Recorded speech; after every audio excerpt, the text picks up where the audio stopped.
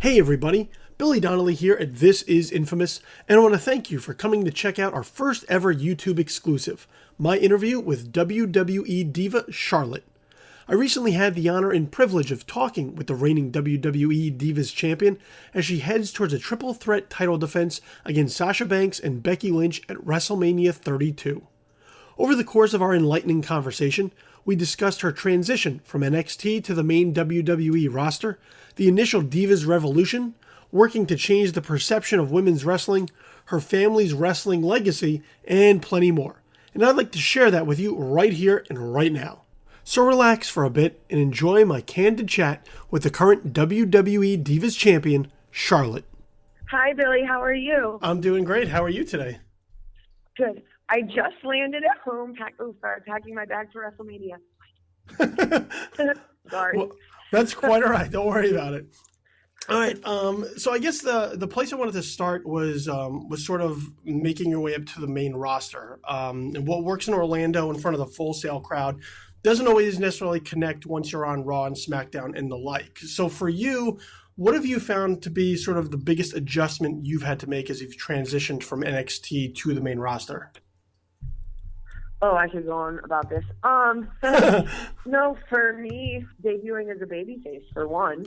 When I was at NXT, I debuted as a heel, and then I slowly transitioned into a face because the crowd had learned to respect me. They saw me grow over time, win the championship, lose the championship, main event the first ever NXT show with Sasha. So they respected me. So I just kind of, went babyface by default, waiting to debut. So when I debuted on the main roster, other than the NXT following, they saw a product that was cheered, not because they loved her, not because they, understood her journey. They're just, I was trying to be a babyface and a final product and didn't see me grow into that. So transitioning, into a heel role, I finally feel like I'm connecting with the main roster and I'm finally getting to show my strength. Yeah, it feels like you sort of reached a comfort level a little bit once you were able to sort of turn your character a little bit much more heelish. When you first came up, was it really a matter of, I guess, finding your footing as far as how this now larger, more mainstream audience, I guess, would view you and perceive your character? Well, yeah, I debuted as a babyface, and I never, at NXT, I could still be Charlotte and be a heel, but when you're trying to get over on the main roster as a babyface, it's harder to have heel tendencies if they don't know who you are, because you want people to like you. And Charlotte's character, she walks around saying she's genetically superior. To me, that's not very endearing. So I struggled because it's like Charlotte's character is this confident woman, and then you see this 5'10" female, that's saying she's genetically superior, and her dad's Ric Flair walking down the aisle, and you've never seen her before. It's really hard to make yourself relatable. Because when I was working on Charlotte with Sarah Del Rey and Norman Smiley and Dusty Rhodes, I wanted to come across as, untouchable. And it was hard. And now that I finally, I'm a heel, I finally feel like I'm getting to show a little bit of what I can do. The WWE Universe has sort of grown accustomed to seeing the divas in a certain light, due in large part to how they've been portrayed for a number of years. So with bringing up, these fresh faces of women between you and Becky Lynch and Sasha, how do you go about changing the perception of women's wrestling so that it's taken seriously again? Is it sort of just one match at a time? No, I think the best thing is really not to talk about it and say that we're changing it. Show people that we're changing it. Show people, if they look at the last 6 months or however I've been champion since September, more time, bigger spots, more storylines, 2 Divas matches. For instance, I opened SmackDown yesterday that airs on Thursday, never done before. Me and Paige closed out Raw. I just think it'll slowly change, but we just can't say, hey, we're changing it. Hey, we're changing it. People will just notice a change as they continue to watch the product and see us grow. It just doesn't happen overnight. And at NXT, the 4 horsewomen, that we developed into that label, it's not like we started and we're like, hey, we're here to change the game. We just worked our butts off. And then it happened. So I don't think it'll be any different on the main roster. It'll just take a while. Well, is that sort of, I guess, a mistake then with the quote unquote Divas Revolution? Was that, with NXT, seemed to be much more organic over time. The fans it just sort of happened. And then here, when the 3 of you get called to the main roster and it's sort of told, it felt like you were almost put behind the 8-ball a little bit. So I guess in that respect, looking back, would you have preferred it to have gone slightly differently so that the transition would have gone a little bit easier, I guess?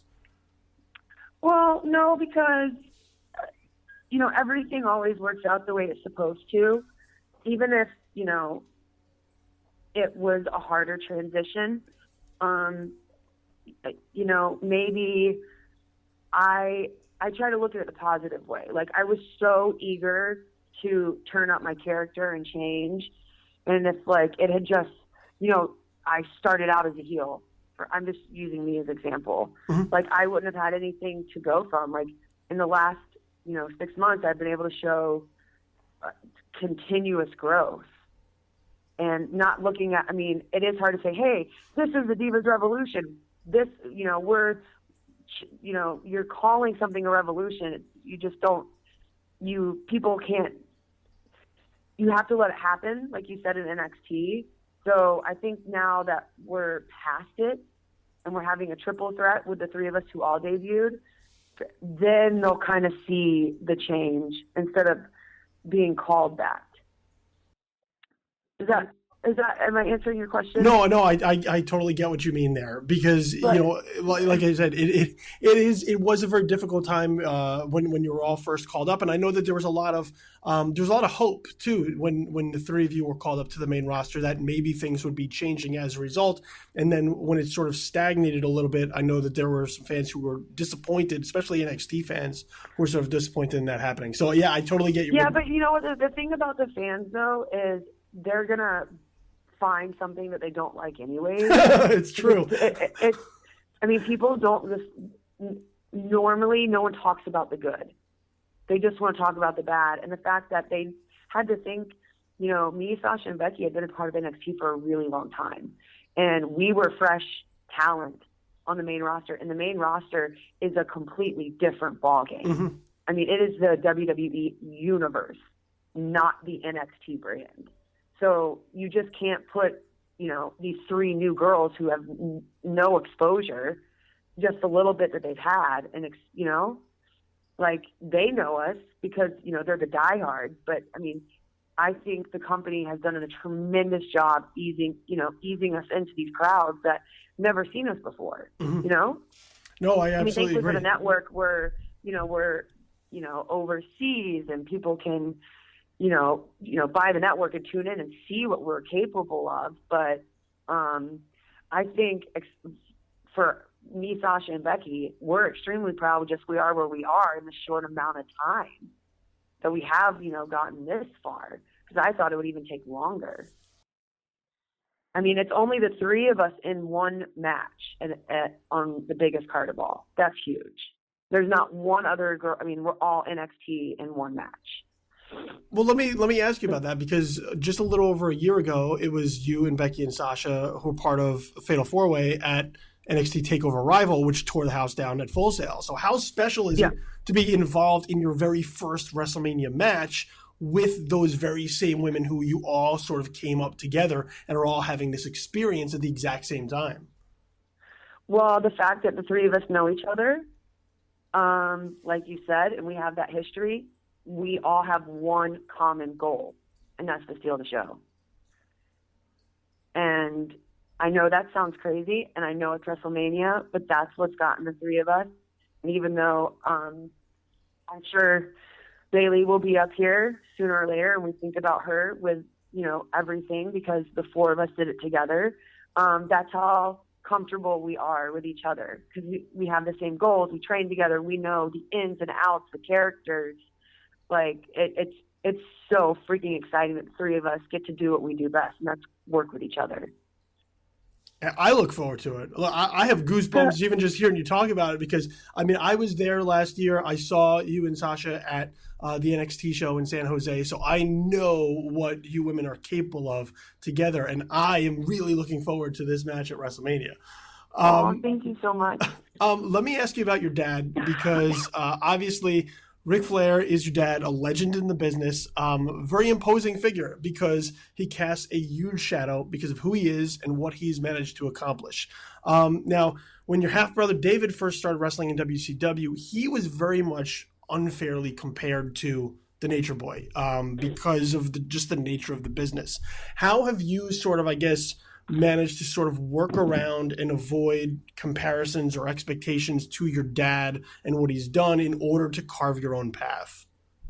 All right. Well, for one, my brother was put on WCW television without any training. Mm-hmm. They were like, hey, here's Ric Flair's kid. Let's throw him on TV.